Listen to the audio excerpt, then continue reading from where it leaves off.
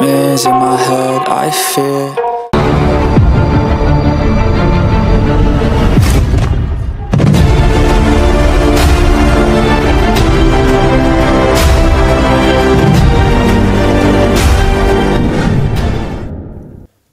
Assalamualaikum warahmatullahi wabarakatuh. Halo kawan, berjumpa kembali bersama Boxem, channel yang siap menyajikan informasi seputar dunia MotoGP serta sinematik story pembalap. Perdebatan yang mempermasalahkan sikap profesional dan kelayakan aksi towing dalam beberapa sesi penting di MotoGP akhir-akhir ini semakin memanas kawan.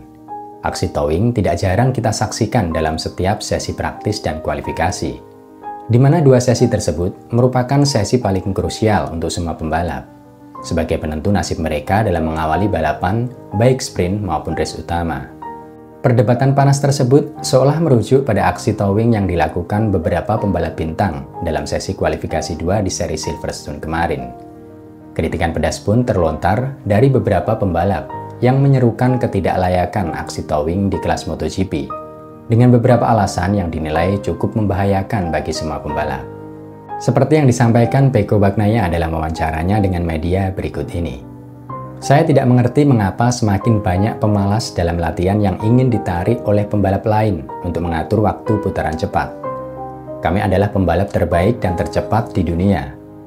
Merupakan hal yang normal bagi setiap pembalap untuk mencoba mendapatkan yang terbaik dari situasi dan materi mereka. Kami benar-benar panutan yang buruk bagi para pembalap Moto3. Tindakan ini sangat berbahaya.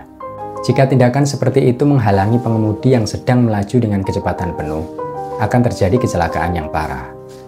Kata Pecco Bagnaia menyerukan dengan alasan yang logis soal dampak buruk dalam aksi towing yang sering kali terjadi di sesi penting MotoGP. Dalam hal ini sebenarnya semua pembalap masih memiliki keuntungan jika mereka mencari lap time terbaik dengan berkendara sendirian atau tanpa towing, di mana dengan kecepatan murni, mereka lebih leluasa dalam mengidentifikasi masalah teknis tunggangannya dengan tujuan mendapatkan setup terbaik untuk meningkatkan kecepatan saat balapan. Kritikan yang sama juga dilontarkan oleh pembalap debutan MotoGP tahun ini, yaitu Pedro Acosta dari tim GasGas KTM. Saya sepenuhnya setuju dengan Pecco. Saya tidak punya masalah untuk sedikit melambat di pit lane atau lap formasi di tempat yang cocok. Namun yang tidak mungkin dilakukan adalah dengan sengaja merusak lap time pesaing. Dan kita tahu persis di mana hal itu harus dilakukan. Itu sangat berbahaya. Dalam kasus ini, pembalap veteran dari Aprilia Racing yang akan mengakhiri perannya sebagai pembalap MotoGP usai seri pamungkas di Valencia musim ini, yaitu Alex Espargaro, juga turut melontarkan pendapatnya soal aksi towing yang sejauh ini masih menjadi perdebatan panas, baik di dalam maupun di luar pedok. Saya setuju dengan Pecco. Bagi saya konyol jika para pembalap menunggu di garasi sepanjang waktu untuk mendapatkan towing. Konyol rasanya melihat 5-6 pembalap dan selalu pembalap yang sama di lintasan yang menunggu pembalap lain sambil benar-benar berhenti. Tanpa sadar, Anda juga menempatkan para pesaing Anda dalam bahaya, karena yang lain tidak ingin mendorong atau bannya menjadi dingin, dan itu berbahaya. Tapi mereka bisa melakukannya. Peraturan mengizinkan mereka melakukannya. Jadi ini adalah balapan. Tapi seperti Pecco, bagi saya itu konyol. Kata Alex Espargaro menyampaikan pendapatnya soal aksi towing yang dinilainya merupakan hal yang konyol dan berbahaya. Dalam kasus towing ini, saya mencoba membahasnya secara fleksibel ya kawan.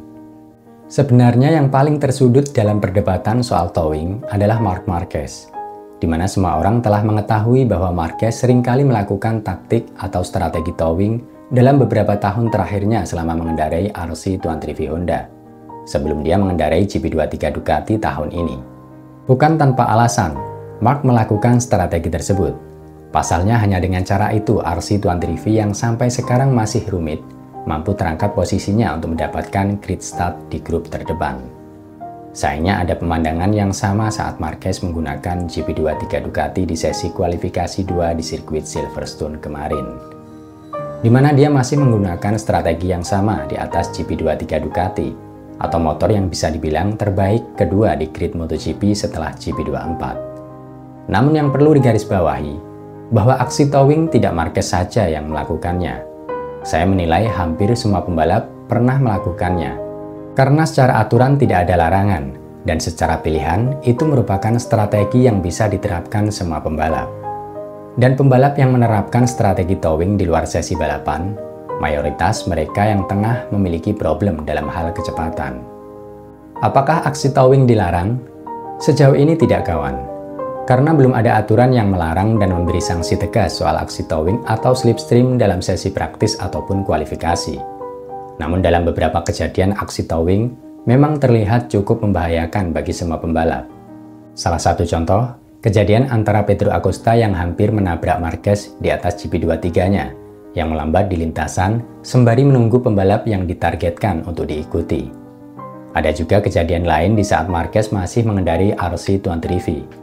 Bahkan dalam strategi towingnya di atas RC23V, pernah sampai membuat Marquez menabrak Enea Bastianini, yang kala itu berusaha menahan laju agar tidak diikuti Marquez.